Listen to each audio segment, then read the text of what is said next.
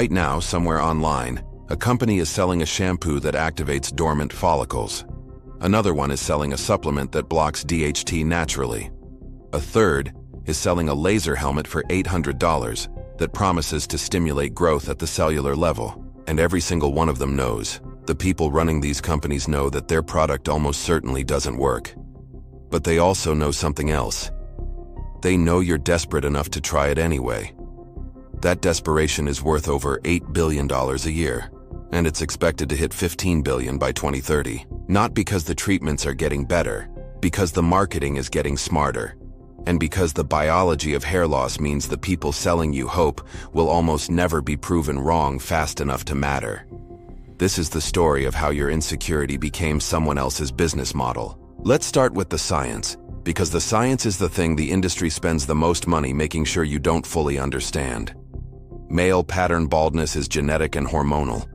It's driven by a hormone called DHT, dihydrotestosterone, which is derived from testosterone. If you're genetically predisposed, DHT gradually miniaturizes your hair follicles. They get smaller and smaller, producing thinner and shorter hairs. This process is called androgenetic alopecia. About 50% of men will have noticeable hair loss by age 50. Here's the part that the supplement industry needs you not to know. Once a follicle is dead, it's dead. No shampoo, no vitamin, no laser, no scalp massage is going to bring it back. The only things that actually work are treatments that either block DHT before it miniaturizes more follicles or stimulate follicles that are still alive. There are exactly 2 FDA-approved drugs for male hair loss: minoxidil, sold as Rogaine, and finasteride, sold as Propecia. That's it. In the nearly 40 years since the first approval, nothing fundamentally new has been added. And yet the industry generates $8 billion a year. That gap between what works and what sells is where this whole story lives. Minoxidil was originally developed to treat high blood pressure. Doctors noticed patients taking it were growing hair in unexpected places.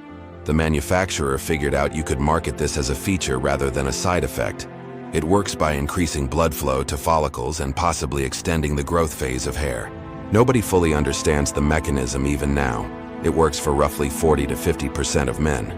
And works means slowing loss and producing some regrowth, not restoring a full head of hair. You apply it twice a day, every day, forever. Stop using it and within months whatever hair you gained falls out. It can cause scalp irritation, unwanted facial hair growth, and in some cases affects blood pressure. It is the gold standard topical treatment because there is nothing better, not because it's particularly good. Finasteride is more effective for most men. It blocks the enzyme that converts testosterone to DHT. Reduce DHT, slow the miniaturization. Studies show it stops hair loss in 80% of men and causes regrowth in 60%. Better numbers. But it comes with a serious catch. It can cause sexual side effects, reduced libido, erectile dysfunction, decreased semen volume. The manufacturer reports these occur in under 2% of users. Some men and researchers believe that number is significantly understated. There's a debated condition called post-finasteride syndrome, where men report persistent problems even after stopping the drug. The medical community is split on whether this is a real physiological phenomenon or anxiety-driven. Either way, it's enough to frighten many men away from the most effective drug available. And that fear is something the supplement industry actively cultivates because a scared man will buy almost anything else. So why, in an $8 billion industry, have we not developed anything meaningfully better in 40 years? Part of it is genuine biological difficulty. Hair follicles are complex. The growth cycle involves multiple phases controlled by dozens of genes and hormones. Intervening without causing side effects is hard. Clinical trials for hair loss treatments need to run for a year or more, require large sample sizes, which are surprisingly tricky. All of this is slow and expensive, but part of it is also that the financial incentive isn't as strong as you'd think. Finasteride is off patent. Generics are cheap. If a company developed a dramatically better drug, they'd price it higher. But would men pay 4 times as much? The math is uncertain. Meanwhile, companies are already making good money from current treatments. Why risk hundreds of millions developing something that might cannibalize your own revenue? The industry has quietly decided the status quo is profitable enough. And that's where the supplement and cosmetic world steps in, because they figured out something even better than developing an effective treatment. They figured out that you don't need an effective product. You just need a product that sounds like it might work, wrapped in marketing that exploits the specific psychology of hair loss. Biotin supplements are the clearest example. Biotin is a B vitamin genuinely important for hair health. The problem is that biotin deficiency is extremely rare. If you're eating a normal diet, you already have enough. Taking extra biotin does not improve hair growth unless you are deficient, which almost nobody is. Multiple studies have confirmed this. The FDA has even issued warnings that biotin supplements can interfere with medical blood tests, causing inaccurate results. None of this matters commercially.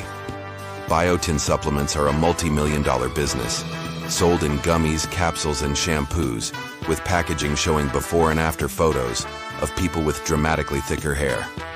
They're cheap to make, easy to market, and when they don't work, men don't complain. They just assume they need to try something else. That's the perfect product. Saw palmetto, a plant extract that supposedly blocks DHT the way finasteride does, follows the same pattern. Small, poorly designed studies suggested possible benefit. Larger, better constructed studies found no significant effect. Supplement companies cite the small positive studies in their marketing and quietly ignore the rest. And because supplements aren't regulated like drugs, they can print phrases like supports hair health or promotes thicker, fuller hair on the label, without having to prove anything. It's not claiming to treat hair loss, so the FDA doesn't require evidence. You believe it means what you think it means. They know you believe that. That gap is the business model. Laser devices are the premium tier of this scam. Low-level laser therapy combs and helmets carry the words FDA cleared on the packaging. Most consumers hear that and think it means the same thing as FDA approved for effectiveness. It doesn't. FDA clearance for devices requires showing primarily that they're safe, not that they actually work. The evidence on laser devices shows mixed results at best, with improvements far more modest than finasteride. But they look like serious medical technology, and men pay premium prices for that perception. Platelet-rich plasma therapy, PRP, is the version of this sold by actual medical clinics. They take your blood, spin it to concentrate the platelets, and inject that into your scalp. $500 to $1,000 per session, multiple sessions required. The theory is that platelets release growth factors that stimulate follicles. Some small studies suggest modest benefit. The evidence is weak. There's no standardized protocol across clinics, and results vary wildly. But it has the word plasma. It involves needles and centrifuges, and it's performed in a medical setting. It feels serious. Men pay thousands for something that may not do much more than a good placebo.